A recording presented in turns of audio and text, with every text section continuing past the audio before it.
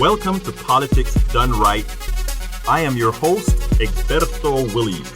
This is the progressive program that will take the mystery out of politics. This is the program that will encourage you to make sure government becomes we the people. Whether you are liberal, conservative, or otherwise, you get to air your point of view. Remember, you can also send me a tweet to EGBERTOWILLIES.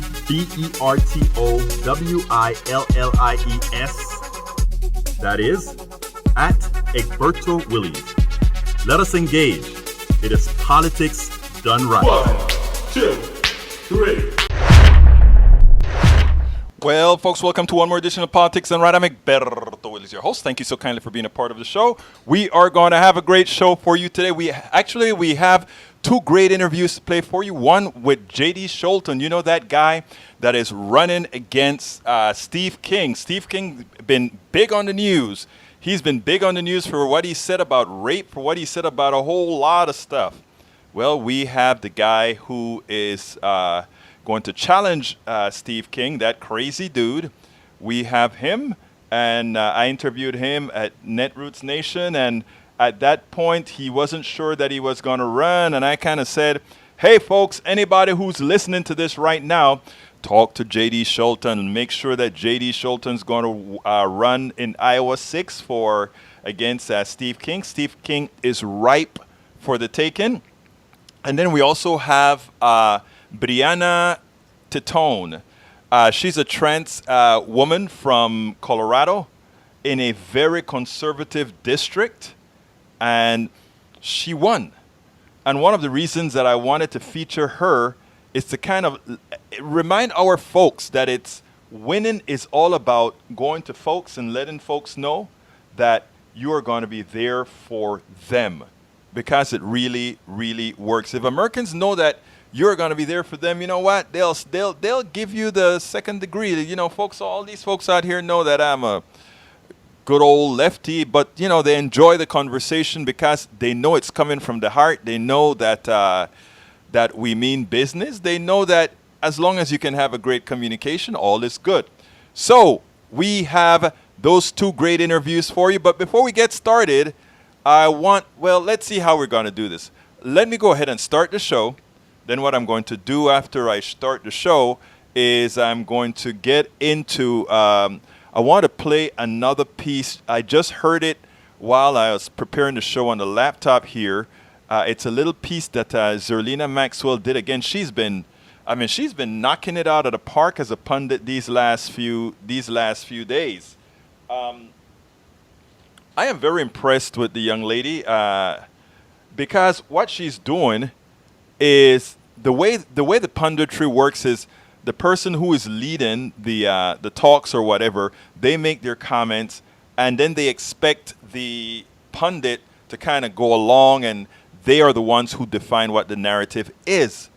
What I really like that Zerlina has been doing is she's been taking the narrative that they're putting out there and going on top of the narrative and sort of talking truth to, I don't want to say truth to power because I don't consider the mainstream media power. I consider them sort of followers. But when she tells the story, when she tells the narrative, she asks that you take the onion peels off and you go a little bit deeper. And that is what I like that she's been doing over the last few times that I've been covering her. So anyhow, what I'm going to do is start the show, and here he goes. Title of the show today is Watch Trans Brianna Titone Snubbed by Representative Who Ran and Won His Seat. And of course, we have JD Scholten on Steve King. Now that I'm reading this headline that I have for this show, it is sort of convoluted. It's having just a few words to say a lot. Sometimes maybe you should leave something out because I have a convoluted title for the show today. But anyhow, the subtitle is a little bit better. Meet Brianna Titone, a trans woman who won a very conservative Colorado district, and JD Scholten, challenger of Iowa's racist, misogynist, sexist Steve King. So that's what we're going to talk about today. Now, Brianna Titone proves that if a politician listens to and talks to their constituents, guess what? they win. I enjoyed interviewing Brianna Titone at Netroots Nation 2019 because she is the exemplification of what many of us preach. Irrespective of who you are, engage and win. Engage and win. She won because her conservative district in the aggregate understood they would be well served by her. Titone, a trans woman, was hesitant at first. Her Republican congressman dissed her, so she ran for the seat. She let it all hang out and won the district. I also met JD Scholten, who is running against disgraced Congressman Steve King of Iowa. He was not sure about running then. Well, a couple of weeks later, guess what? He's running. And guess what? I think Steve King is doing a good job of putting his foot in his mouth. But as we know, we cannot count on that because he did that several times before. And, well, he did it with race several times before. And he continued to win his election, even though JD gave him a run for his money the last time around. But this time it's more than race. This time it's about women. This time it's about rape. It simply makes this guy seem like a weirdo. That to go out and say, oh, no, you know, we should have no exceptions at all, no, you know, rape. Although there's a better argument to why there should be no exceptions for rape or incest. But that's not my call. I am a pro-choice person all the way, but if somebody really wanted to make the case for absolutely no abortions, to me it's either absolutely none or some. If you know, you have to decide what it is. I think you should have, as you know, we should stay out of it. Men should stay out of it. That's how it should be. But anyway, he made a fool of himself when he spoke yesterday. Now, here, second subject. By the way, if you're just joining us, folks, please share these programs. It's so very important for us to get the real message out. It is very important for us to share, and not only share, but share with a little lead that says, hey, I like what this guy had to say. Check out minute, whatever, if it's a particular part that you want to direct the people to. But share and tell them what you want them to get out of what you're sharing, what we're talking about here. Remember also that this is a call-in show, so give us a call at 646-716-5812. Again, that number is 646-716-5812. I'll answer the calls. I'll break into whatever I'm doing. I usually break and take the calls. Okay, what I want to do first is this. Think about this. I am from Panama, Central America. We are supposed to be called a third world country. We have some great water to drink out there, and all our pipes are usually either ferrous or, iron pipes, or I guess the new PVC type pipes or whatever.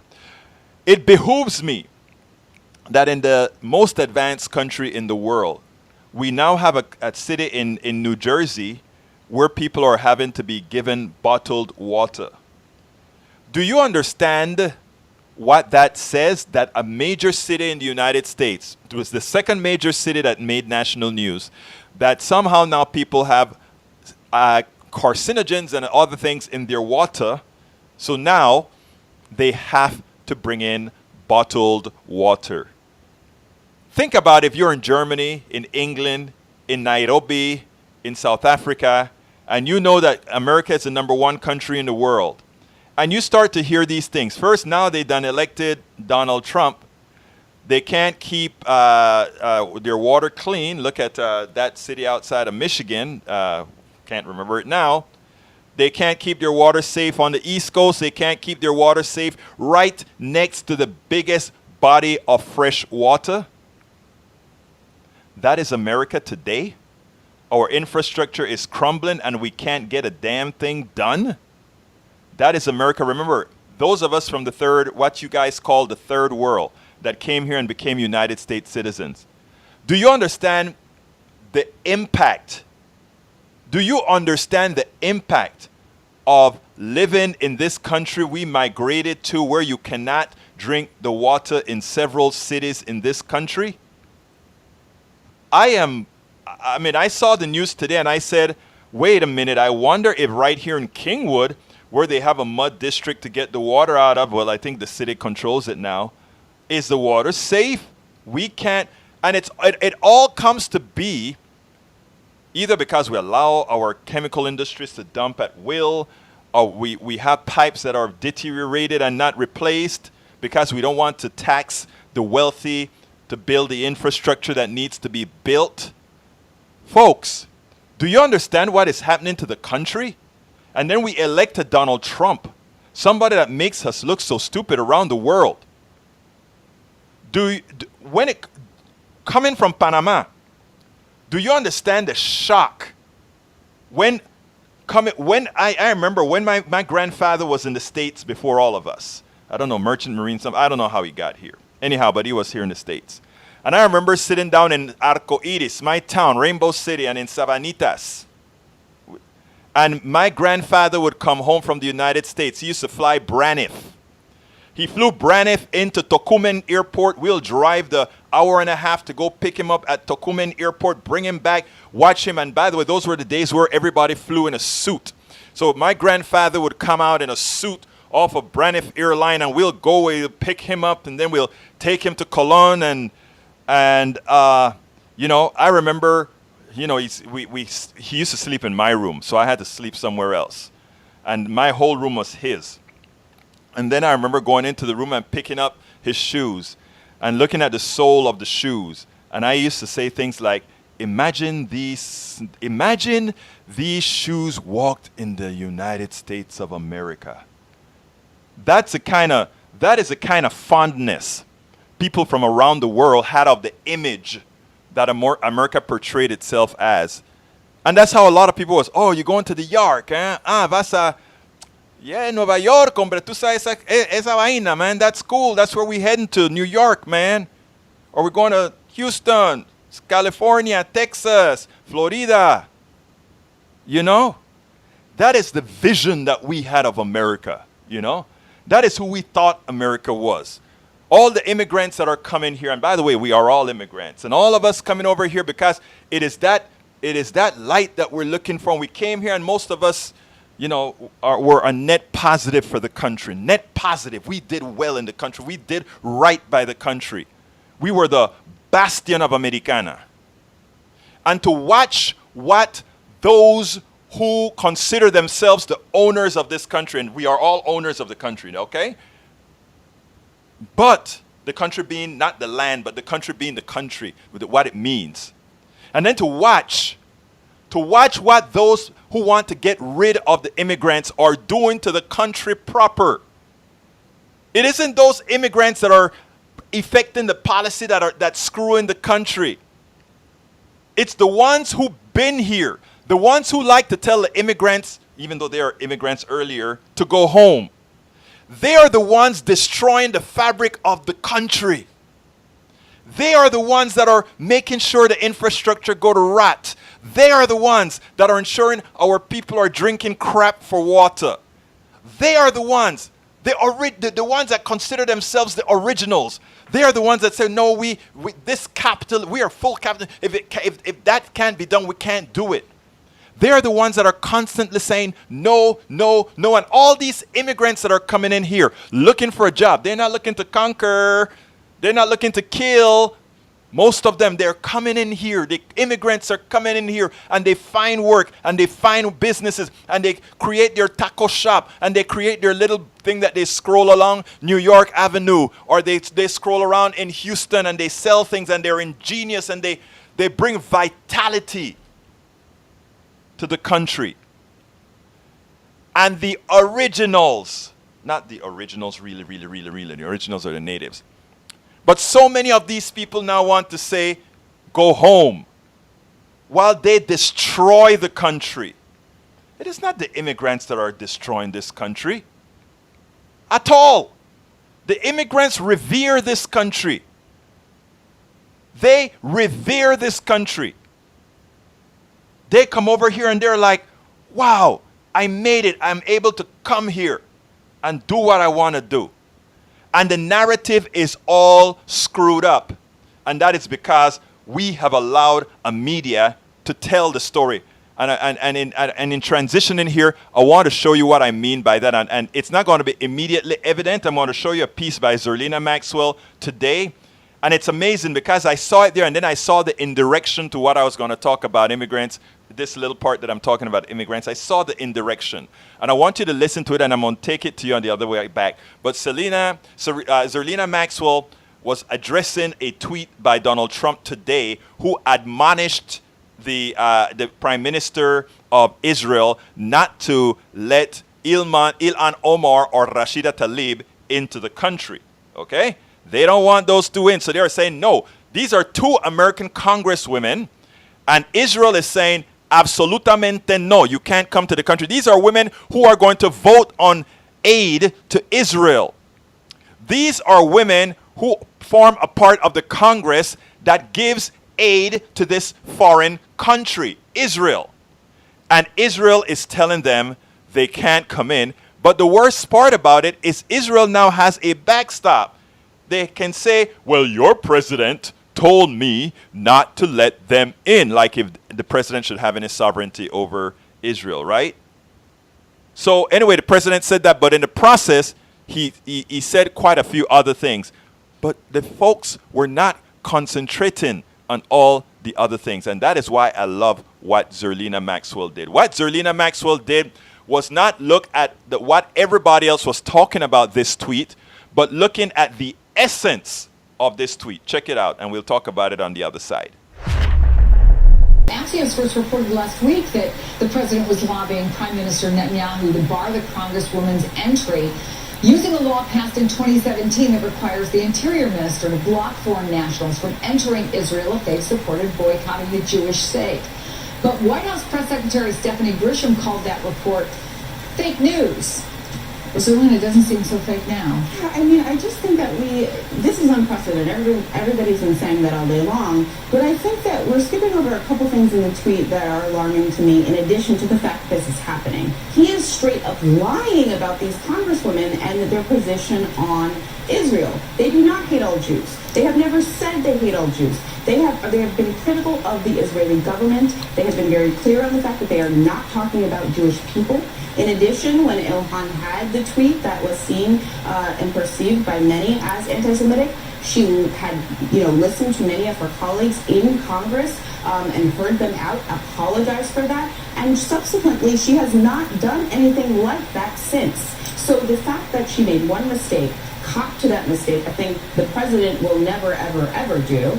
And the fact that we're still, Donald Trump clearly is taking this very personally. He personally does not like these congresswomen. He thinks it's politically beneficial to him to target congresswomen of color. And I hope he's wrong, because he's putting their lives at risk every single time he singles them out. Okay, what she did there is everybody's talking about the top line of the tweet. How, he doesn't want them in Israel, etc. The top line of the tweet. But the most dangerous part of the tweet that is left unsaid or left unspoken about for all these stations that are covering this issue is that he's saying these two women are anti-Semitic. He's also saying these two women hate Jews. He's also putting that into the psyche. So when these reporters are reporting about a tweet, something that is silly, they need to stop reporting about these tweets. But when they report about the tweet and they leave those comments unanswered, what it does is, in as much as they talk about the president being wrong in stopping Ilhan Omar and Rashida Tlaib from going to Israel, from supporting Israel's move, they forget to tell the story about the president lying about these two women, giving the impression that these women are anti-Semitic or these women are racist.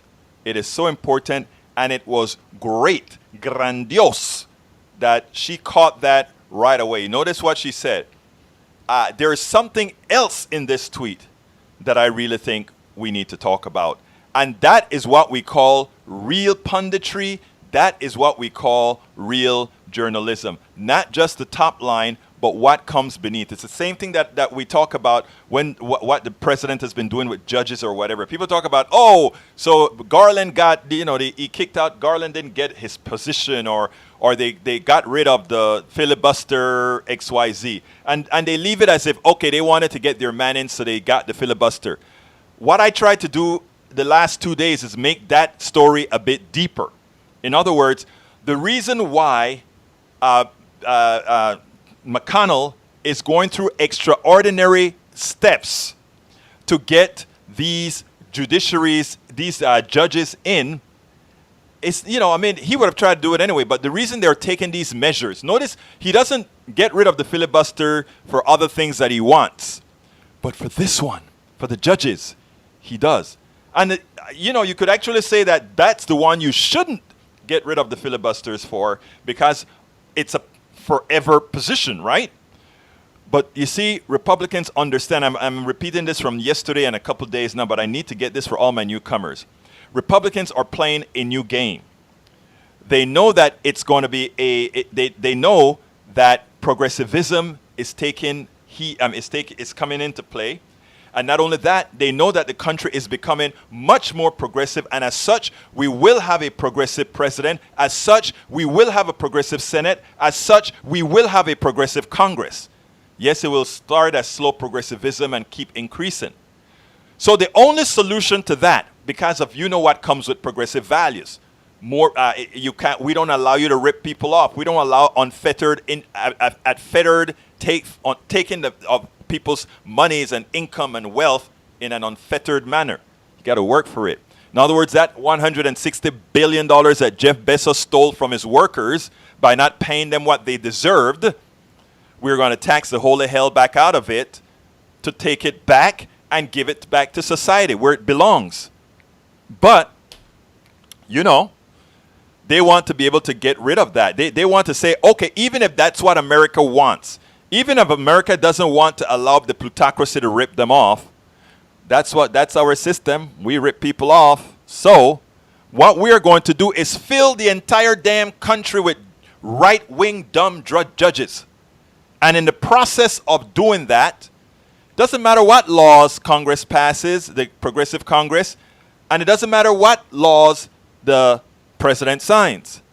Because every single law that if you write a law that taxes a billionaire too much, that billionaire who will have standing is going to go to the Supreme Court, starting in the different circuit courts, of course, and say, hey, this part of the Constitution says that the government is abusing me. And when that occurs, they then go to, eventually to the Supreme Court, and since the Supreme Court is paid for and bought, they'll say, okay, law unconstitutional, law cannot be implemented. They continue to rule with a minority. So even though gerrymandering will have a lesser and lesser effect as the entire country becomes more progressive, we keep that governing from the minority. We move that now to the judiciary. Folks, understand it. It's not the top line. It's what they're doing underneath. Okay, let me set this up. I met JD Scholten. JD Scholten is going to be, JD Scholten is running against Steve King, that crazy guy from Iowa. And I met him in Philly at Netroots Nation, and I kind of pulled him aside and I said, hey, let's talk. So here's a talk that we had, and this guy is running in a district that he shouldn't win, and I actually believe he's going to win. So take a listen to the interview. It's a pretty good one. Go ahead. Let's go. Welcome to Politics Done Right. We are back again, and this time I have a gem. Everybody know who Steve King is. We all know what he's done. Well, we have a warrior who took him on, and I'm going to tell you guys something, a little secret. I need you guys, we don't know what he's going to do yet. We need you guys to get in touch with this dude and tell him to do it again. Senor JD Scholten, how are you doing, my friend? Honored. I'm doing great. Let me tell you, he ran in Iowa 4 against Steve King. What got into you? What made you believe that you could take a district that is that red and turn it around? Well, the Trump election really got a lot of first-time candidates motivated, and that definitely me. But the thing that really got me going was my grandma's my inspiration in my life. Right. And the last thing she said before she passed away was, JD, you need to move back to Iowa and take care of the farm. At the time, I was living in Seattle, and we rent our farm out, so I wasn't going to get into farming. I grew up in Sioux City. Right. So a month later, after her funeral, after I felt that pull to come on home, the inauguration happened, and the next day I'm in Seattle, and I went to the Women's March, and I was so just blown away by the raw power and energy. I saw what happened in Iowa. We're a proudly purple state.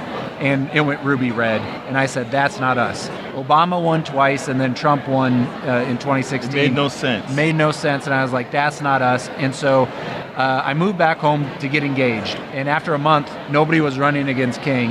And that's when I said, I can't sit on the sideline anymore. I didn't know if I could raise any money. I didn't know what I could do other than I knew I could get out to the people. Right. So we launched our campaign very humbly, but I went to all 39 counties at least 3 times, most 5, 6 times.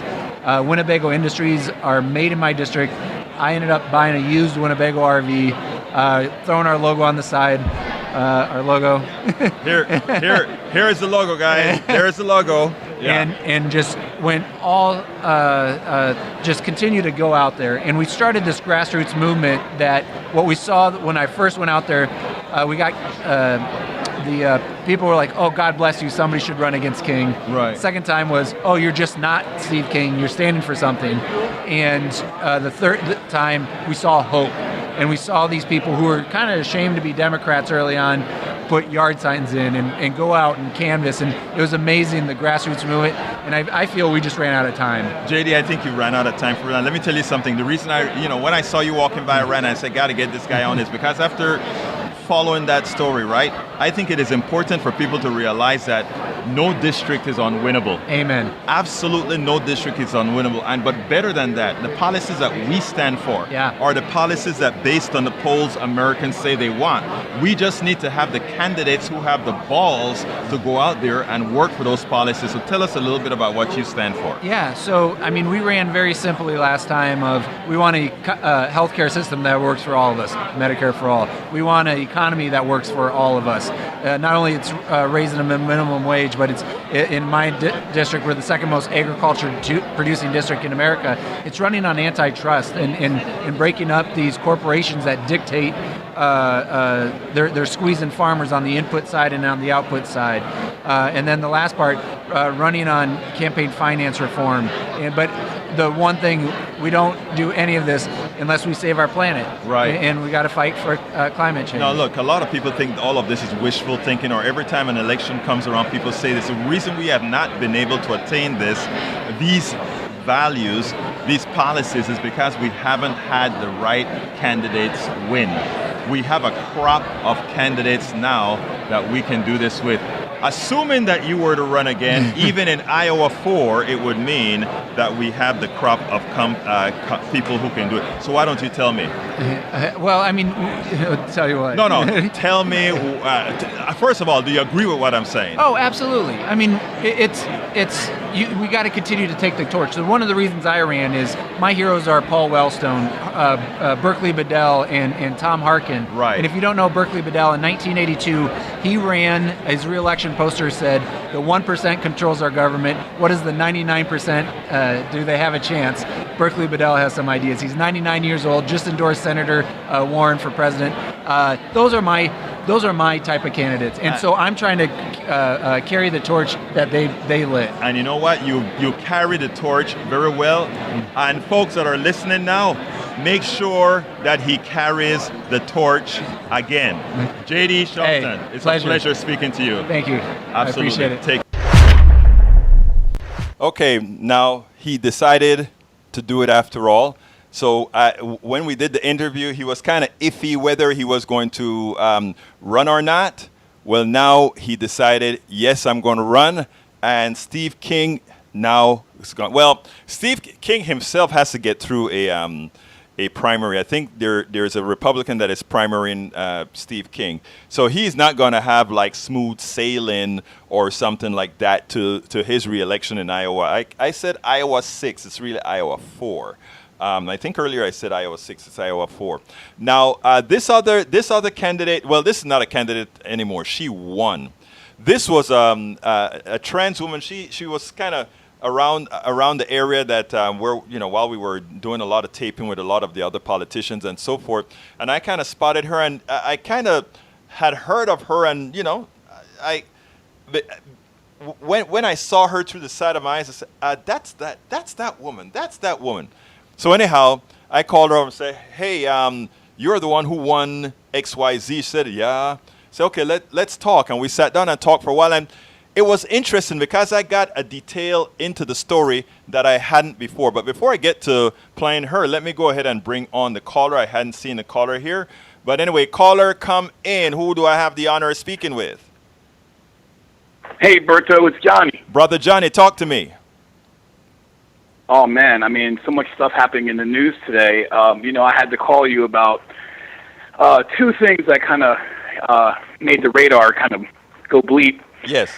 One was obviously the Epstein situation. As a physician, you have to do a little bit of training in pathology. Right. And I said to my wife immediately that the hyoid bone was going to be the key to all of this. Oh, before they even mentioned that, you said that? Oh, yeah. Because, you learn this in med school. Right. And this is the kind of thing where you have to be able to make that distinction sometimes between somebody who has committed suicide and somebody who's murdered. Right. And the breaking of the hyoid bone, like if you commit suicide, you're not going to break your hyoid bone. Unless, of course, you jump off a bridge and hang yourself. So this looks like a murder. And all the complications that come with that. I think it was always a very suspicious thing. Now, a lot of my listeners who know that I'm generally very fact-based, they really hit me hard for conspiracy because I wrote a little post on Facebook saying, to me, I said I'm going to get conspiratorial. I told folks right up front that I was going to get conspiratorial, meaning I'm not going to be fact-based. But, some of my listeners don't even want to give me the latitude of being conspiratorial. But anyway, continue, Johnny. Well, I don't want to necessarily delve into a conspiracy because it's pretty clear what's happened here. And we've seen this type of corruption in the Trump administration from A to Z. This is just one more issue, and and I feel like he has to move off this issue, and that's why he's disrespecting the squad, right, by keeping them out of Israel, right. And I feel like that's just he just wants to take the pressure and move it to hey, everybody, focus on this right here, focus on this, and so it's devastating. But this is Politcs Nation, and so Politics Done Right, I should say, and this is why I want to get back to politics about this one issue. Now, I don't know if you know about this, but Jay-Z just signed this very interesting deal with the NFL. And the reason why I'm bringing this to your attention, is because this is the problem that I have with super corporations like the NFL. The NFL employs all of these young black males to work for them, and they provide all this revenue for that industry. But the NFL itself, as an entity, basically doesn't do any business with Black America. So it sounds like, wait a second, yes it does. No, it doesn't. It doesn't do any, they don't have one regular contract with any black-owned company. And in order to fix that, they go get a guy, a high school dropout, who is questionable as far as how much money does this guy actually have, and a rapper named Jay-Z. Why is the NFL going into a partnership with a guy who doesn't even have a high school diploma? Let me explain something to you. And this is the issue that I have. Johnny, let me tell you an interesting story, okay? And this go far back. You know who, what's his name is? Great actor, Denzel Washington, right? Denzel Washington gave a hell of a performance in Glory. I mean, an immaculate performance in it. That was the movie in the Civil War. Denzel Washington, he should have won he should have won that award. What is it called? No, not the Nobel. What is it called? The Academy Award. The Academy Award. He also had some great performances, even when he was young in this one, Color Something or whatever, or Carbon Copy and a few others. But everybody knew it was time for Denzel to get an Academy Award. And what does he get an Academy Award for? Playing the part... Training Day. Exactly. Okay? In other words, it's actually worse. You could have gone with the example. I'm sorry, I didn't mean to cut you off, Berto, but you should have gone with the example of Halle Berry. oh wait, I was going there. Wait a minute, I was going there. Go there. I wanted to make the narrative because I wanted to start with one that was bad but not so bad, and then I was going to go to Halle Berry, who got it in a role that, you know, I mean, again, she had some very good performances in many other parts. But they gave it to her playing a hussy and a prostitute. Okay? Yes, and watching her and that sex scene she had to do, I can't even, I'm disgusted by that. With that Billy she had Bob, to do that. No other actor. With Billy Bob, no other actors had to do that, a scene like that. I mean, it was absolutely horrible. And now, so my thing is... Go ahead. Well, my point is that, Berto, this is why when we talk about politics for ADOS, and we talk about, well, people say things like, well, it's not necessarily a black issue, it's more economic. Economics doesn't fix something like this. This is why people that just simply try to put us in the box and say, well, you just need an economic solution. But here's where you and I are going to differ a bit. This kind of stuff. This is where we're going to differ a bit. No, but I'm pointing out to you that this kind of thing, if you simply gave us an economic solution, that won't fix the kind of systemic, historical stuff but I agree that you're with pointing you out right here. I agree with you, okay? But here's where I agree with your concept 100%. Here is where I disagree with you slightly, okay? And here's how it goes. Halle Berry took the part. Denzel Washington took the part. Jay-Z, when asked, took the part. So what I'm saying is, agreed. You're absolutely right about that. But you see, when I look at folks like Jay-Z and Beyonce and Oprah, those are not my people of color heroes. Okay? Because when they got there, they became full capitalists without any regards to anything else or anybody else. It was me, me, me, mine. And you can say, oh, but they gave a few pennies here and there. Yeah, but the recompense was a lot bigger. So my thing is, you're right, sir. You're absolutely right that the economic issue doesn't solve the other problem. We solved the other folks solved the economic problem. We got to solve the damn other problem. In other words, Halle has to not put herself in a position to be screwed like she was in that movie.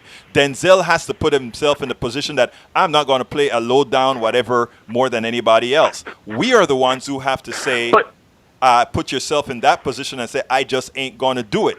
I am not going to fulfill somebody else's stereotype of who I am. That you can't ask anybody else to fix that. Yes, sir. But Berto, I agree with what you're saying, but to me it points to this being what's called a selection process. Yes. This is how the white supremacist construct uses celebrity and holds them up high and then says, oh, look, the problem isn't the system, because obviously Oprah's got a lot of money, Denzel's got money, Halle's got money. You other people, if these people can make it, then something's wrong with you people. So the system's not broken. Johnny, we're talking past each other. We're not disagreeing at all. We are not disagreeing I at all. No, I just want to point to one little other thing too. Now, I don't know if you've been following this story. There was another story about how parents are now disowning their children and like their sophomore, junior year in high school so that the kids can get full financial aid for college. Yes, rich kids in Chicago, and yes. And so what I'm saying is this is why an economic solution, as far as just saying this issue is economic, doesn't work, because you can see where a rich kid can pretend that they're poor and can pretend and present themselves as a poor person in order to game the system to get the same benefits as the people who deserve it. So in other words, if you just came up with a solution that was purely based on economics, you could see how the system could be gamed. Like I said before, you'll have a situation where rich people, and myself included in that, can hire legal representation, fill out the paperwork, and then have your kid be claimed by somebody else in order just to get them financial aid. Right. I mean, this is the kind of chicanery that happens when you just have when you're not addressing the fundamental issue of race, and you're just saying, well, we need economic parity. No, look, let me tell you. You see what I'm saying here? I understand wholeheartedly. I just don't look. I just the way I construct my life, the way that I educated my daughter, etc., was simply, you said it's not an economic issue. You're right about that. It's more than an economic issue. And yes, it's also a race issue. But education. But nobody, right. Nobody is going to, I can't make somebody care about a race issue. I can only make laws that handles economic issues. In your case, I know you're a strong person on reparations. I believe in reparations done correctly. So I am not going to go out there and try to fight a battle to try to get others to be very concerned about these issues. What I've been trying to tell people, whether we're talking Latinos, blacks, or Native Americans or whatever, do not expect do not sit. Look, there are a certain percentage of us that are, and I'm talking about across all races, that are very empathetic. Right. And I love all my empathetic brothers and sisters.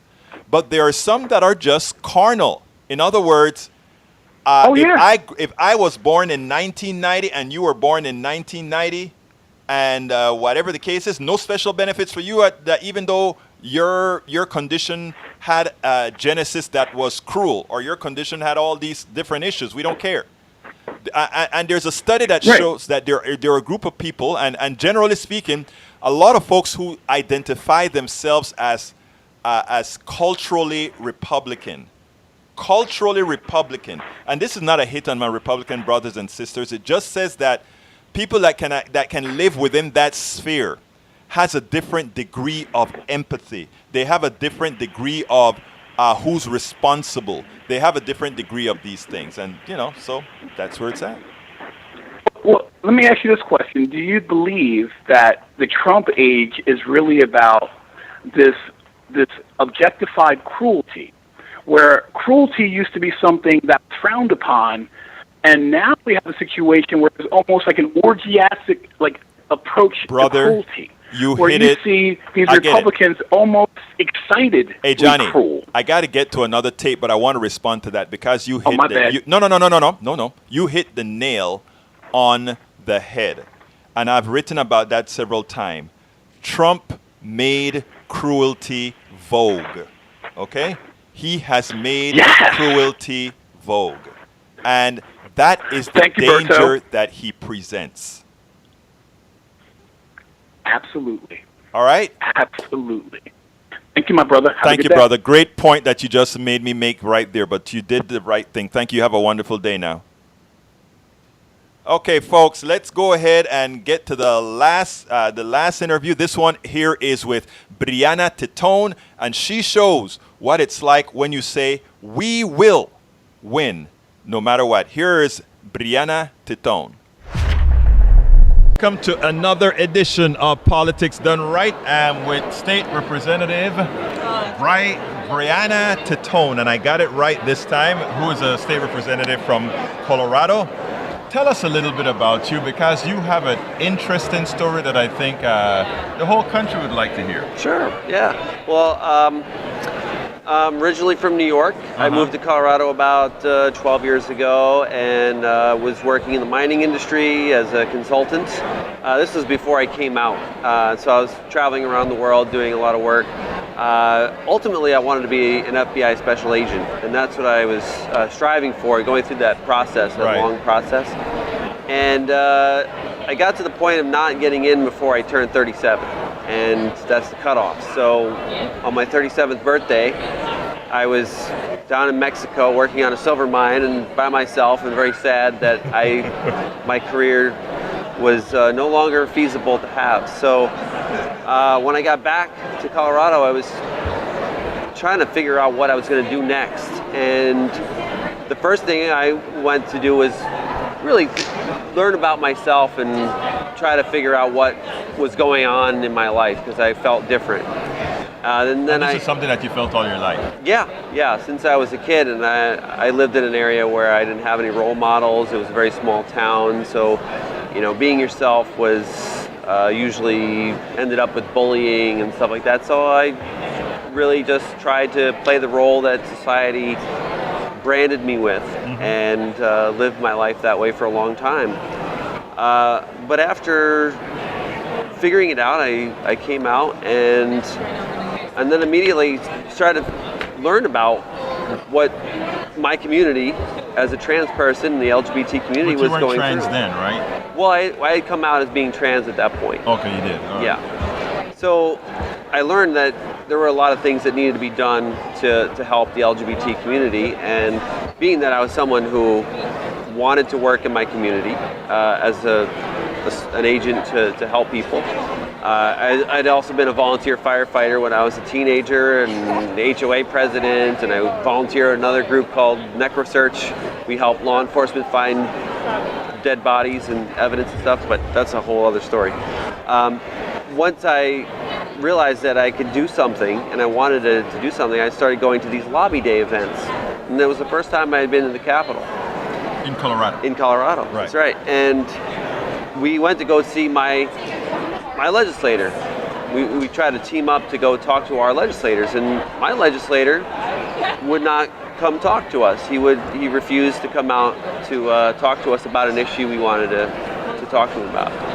And that was a powerful thing for me, that a public servant who was elected to represent us would not even come out to have a conversation with us as a group. So that got me a little bit more interested in trying to make change. So a couple of years of advocacy work and working with the organizations in Colorado to make change. One of the party members in my county suggested that maybe I run for office.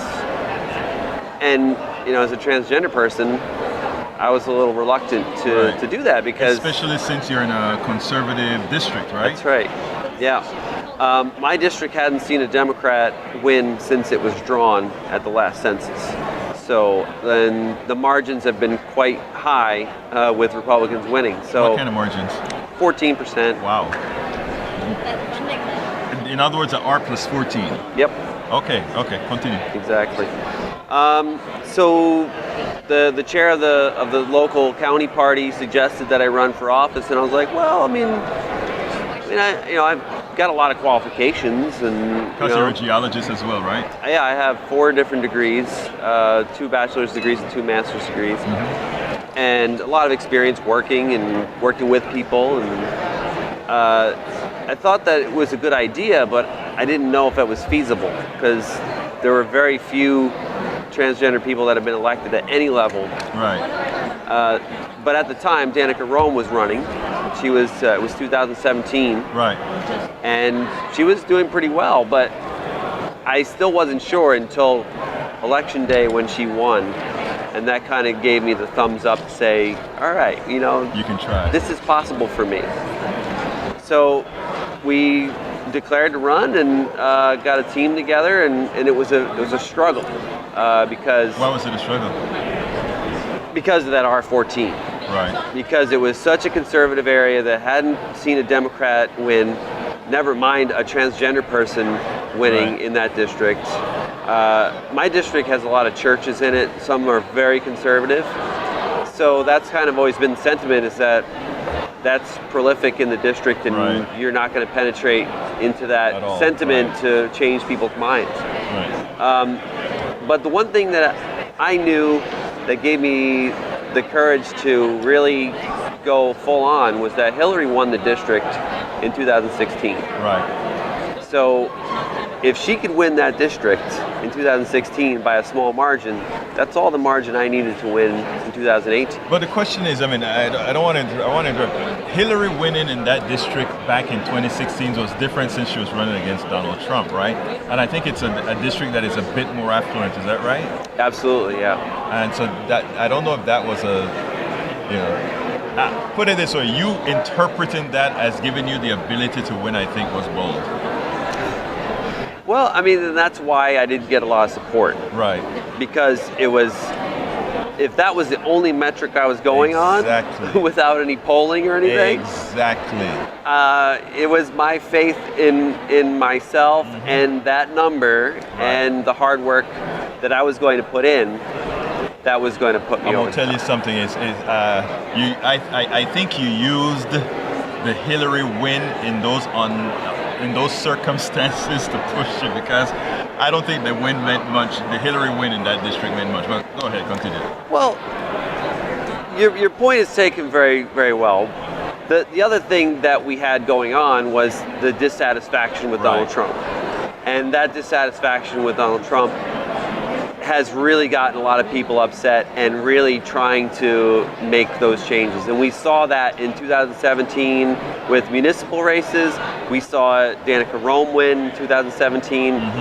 She was boosted by the same kind of sentiment too. Same dynamics, yeah. And that blue wave was really starting to swell. And it was real because we took a lot of seats in Colorado. That year, yeah. We clean sweeped my whole entire county, which is always the metric of how the state goes. It's going to go right. Sort of like Harris County in Texas. Yeah. And we took every statewide seat in Colorado as well. Right. The treasurer, the secretary of state, I mean, the attorney general, the governor. We took it. We took it all. Right. So that whole groundswell of support and sentiment, to make change against Donald Trump and the Republicans was real. And that was also fuel for me to take advantage of that opportunity. Now, what type of candidate did you run against? Originally, I was running against the incumbent, the guy who didn't talk to me. Right.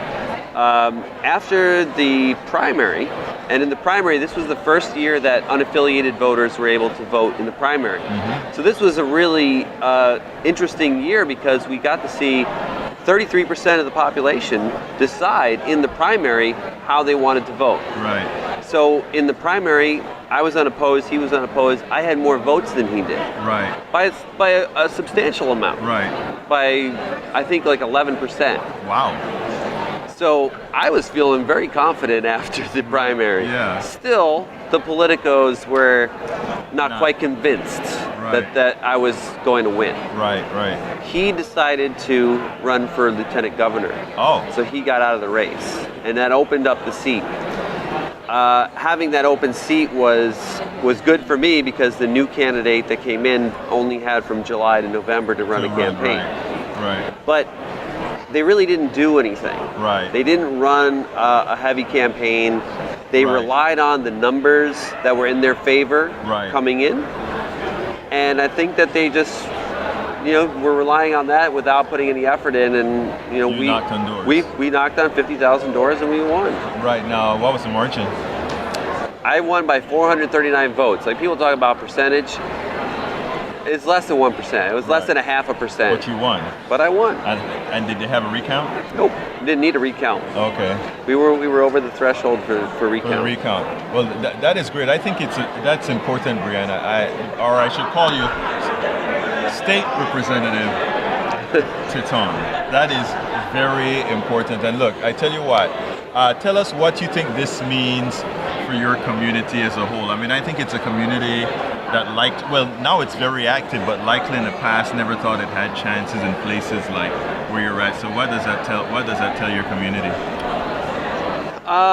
Well, I mean, I really appreciate what my community did by electing me because they elected someone that they knew was going to work hard for them, and that's the kind of thing that they're going to get out of it. And what I am doing is setting the bar high of what this job really means, and the community is going to appreciate that.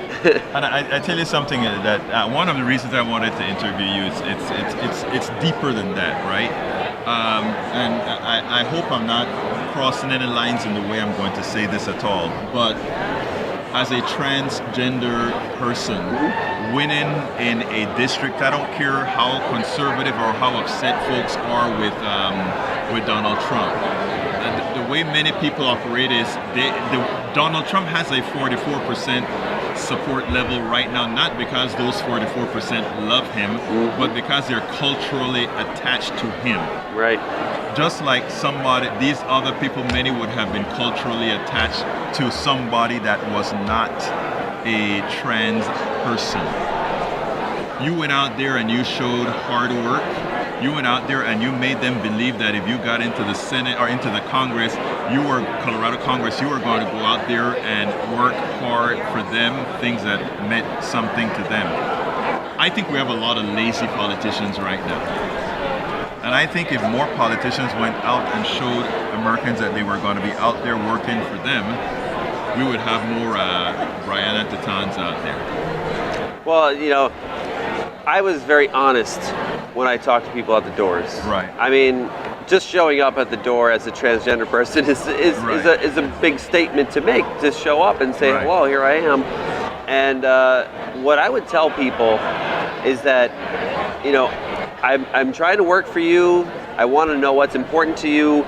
How can I do things better to support you? Right. But don't forget that in my position, I'm not always going to vote the way you want. Right. And people really, you know, their eyebrows went up when I said that. Right. Because it's like, why are you saying something to make me think that you're not going to be that good? Right. But that's the honesty that they want to hear. I mean, it doesn't matter whether you're a Democrat or you're a Republican or unaffiliated. I'm not going to vote the way you want 100% of the time. Right. But a lot of politicians will make out to be that they're always going to please you and make it so that you're going to be happy every time. But that's not the reality. And I want people to know what the reality is. And that I'm going to work very hard for them. But be sure to know that you are going to be disappointed. And please tell me why you're disappointed. Let's have a conversation so I can explain why I voted a certain way. And that's the thing that people really crave, because a lot of politicians are robots. Right. And they just say the same thing over and over again. Right. And, you know, I speak from the heart. I speak from, you know, my values, and people see that and they get it. State Representative Brianna Titone, thank you so kindly for being with here. Thank you. Keep up the good work. Thank you. And keep that seat. I tell you something, I think if more politicians follow your model, we'll be doing very well. Thank you so much. I hope you enjoyed that interview. That is what we need to do. We need to make sure politicians go out there and work for the folks. People will elect them. I have a caller from 609. We're near the end of the show, but I'm going to take this. Come on in, 609. Hey, Egberto. Yes. I can hear you. Question. Yes, sir. Back in 2009, when Obama had the House of Representatives and the Senate, and a supermajority in the Senate, yes, he could have passed any law he wanted to for 4 months. Yes, you're absolutely right. He didn't pass anything regarding immigration and nothing regarding gun control. True. So what makes you think? Why is that? Who am I speaking to, first of all? That? Because you're right. I want to address you. Who am I speaking to? This is Paul. Hey, Paul, let me tell you something, okay? You must not have read all my blogs, because I mentioned that. I mentioned that not only at my blog site, egbertowillies.com, I mentioned that at dailycoast.com. And anybody who follows what I speak about, the cabal, when I speak about being inside of the rails, meaning the left rail and the right rail, meaning that the Republican Party and the Democratic Party are just the protectors of two sides of the rails that all belong to the one plutocracy, you understand why that is the case. In other words, neither president that goes out there is going to go too much far over a limb. And if you know, that is one of, believe it or not, and I'm embarrassed to say something nice about Trump. Trump decided to go far on the rail when it comes to not the right or the left, but to the wealthy. He just made it obscene. He just said, I'm going to take away all this money from the masses and give it to you corporations and rich people. I am going to, and when that deficits get created, I'm going to help that deficit by creating tariffs on Chinese goods, on European goods, and that's going to make my deficit look a little bit better because you know what? Those tariffs are taxes that goes into the treasury of the United States. So, Brother Paul, one of the things I tell my right-wing brothers all of the times, brothers and sisters all of the times, is let's remember that ultimately those of us in the middle class and the poor are on the same damn team. And that most of the times, these parties use us as pawns. Go ahead, Paul. I agree with you, and that's why I love Trump. Well, that's Because why... No, stop. Well, let me finish. Go ahead. Exactly, let me finish. He tells you he's going to do something, and he does it. Just like when he moved our embassy from Tel Aviv to Jerusalem. Yeah. Nobody would do it. Obama said he was going to do it. George Bush said he was going to do it. Everybody said they're going to do it. Nobody wanted to suffer. Yeah, nobody wanted to suffer the political problems with the Arabs over there. And Trump did it. Okay, With the Paul, wall. I get it. He's going to build the wall. He told us he's going to build the wall. He's going to build the wall.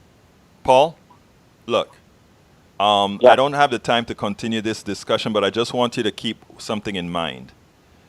If I do a few things that are flashy so that I can have a Paul saying, I said I was going to move the embassy, and I did, and I said I was going to build a wall, and I built 6 miles of it. So Paul has the narrative that says, I am going to do what I say I'm going to do. But at the same time, I screw Paul by saying, Paul, that big tax cut that I said everybody was going to be getting, it's really, and these are all numbers you can look up, it's really going to a few. And Paul, as well, that tariff that I said I was doing to make things better, it's really going to help my deficit. I'm collecting new taxes for deficit. And Paul, one last thing. If you recall, I said I was going to do all these great things on healthcare and all of that. Paul, none of that have been or will be realized because it was all a lie. So, I mean, I understand folks saying stick it to the system. I really do understand that. And I know a lot of voters for Donald Trump really wanted to get against those two rails that I talk about. Trump just happens to be the wrong guy. But, brother, we got to talk another time. Okay, Paul? All right, I'll call you tomorrow. Take care, brother. Have a good one. Oh, but beforehand, All right. go ahead and take a look at the interview I did with Lori Wallach. Lori Wallach will tell you about that trade deal. It's yesterday's show. So take a look at it. Have a good one, brother. I saw that, and that's a bunch of nonsense. Wait a minute. And that goes against what you just... Well, listen, it goes real quick because I know you got to go. Yeah. That goes against what you just said. Trump's just doing this to be flashy and make people... Oh, no. like She him actually and vote defended for him. Trump. If you listen... Nobody likes Wait. Nobody likes the trade deals. The farmers don't like it. The stock market doesn't like it. He's not doing it to be flashy. Hey. He's doing it because it needs to be done. Listen we need to fair what... trade. Listen we to need what... free and fair trade, which Hey, we don't have Paul, with China. I ask you to listen to her again objectively. She came out and gave Trump kudos on parts of NAFTA, and then she really slammed him for what happened with the patent laws, where now the 17-year patent has been broken and these other issues. Stop looking at it as a totality of Trump and look at it at the individual tenets of the treaty. And then we can talk. A couple of good things that he always does, a couple of good things to get the headline. And then look at what's underneath. But we talk later, Paul. I don't have the time. But you take care, brother. All right, you too. Bye-bye. All right, folks, we got to end the show, but since I'm over, I'm going to just be 5 minutes over. So it's 3 minutes. I got 2 more minutes to go because I have to do my plug. Folks, please go ahead and support the show. You go ahead and go to patreon.com/politicsandright, patreon.com/politicsandright. Please subscribe to the show. That is how we get to put these messages out. That is how we get a chance to educate the masses and bring them into the fold. We cannot do it without you, and we are in dire straits of the need for subscribers. So please subscribe at patreon.com/politicsandright. You can also go ahead and provide support by giving a contribution at politicsdoneright.com. Again, that is politicsdoneright.com. All our progressive networks are having problems raising funds to stay alive. We are very low cost, but we need your funds to support the cause. So please go, again, you can just go to politicsdoneright.com and subscribe. By the way, you know, we have, you can go to store.politicsdoneright.com and get our cups. You can also get our T-shirts. Check out the one of the T-shirts that we have out there. Let me get that thing off the screen right now. You can go ahead and see that T-shirt. We have several other T-shirts. If you just click on it, you can go through all our stores and see the different kinds of T-shirts. And we're going to be putting some more on with some other logos, et cetera, et cetera, et cetera. But that is how we are going to survive and support ourselves as we continue with this endeavor. It's very, I mean, we do it very economically, but it ain't cheap. So we ask for your support. Go to patreon.com/politicsdoneright or just go to politicsdoneright.com and find a way to support something that is worth supporting. I promised you all of the times that we'll never steer you wrong. We'll always tell you the truth, and we'd always make sure that you remain informed. And as you can see, it doesn't matter who you are. Paul is an ultra-conservative. John is an ultra-liberal. We have them all. We talk and we listen to everybody because we live in one country, and it's us talking to each other and respecting each other that's going to do the job. You have a wonderful day. My name is Egberto Willies. This is Politics Done Right, and you know how I end this, baby. I am what again? I am out!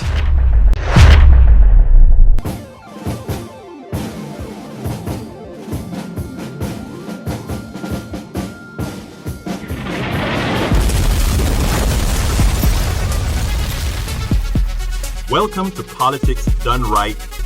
I am your host, Egberto Willies. This is the progressive program that will take the mystery out of politics. This is the program that will encourage you to make sure government becomes we the people. Whether you are liberal, conservative, or otherwise, you get to air your point of view. Remember, you can also send me a tweet to EGBERTOWILLIES. That is at Egberto Willies. Let us engage. It is Politics Done Right. 1, 2, 3.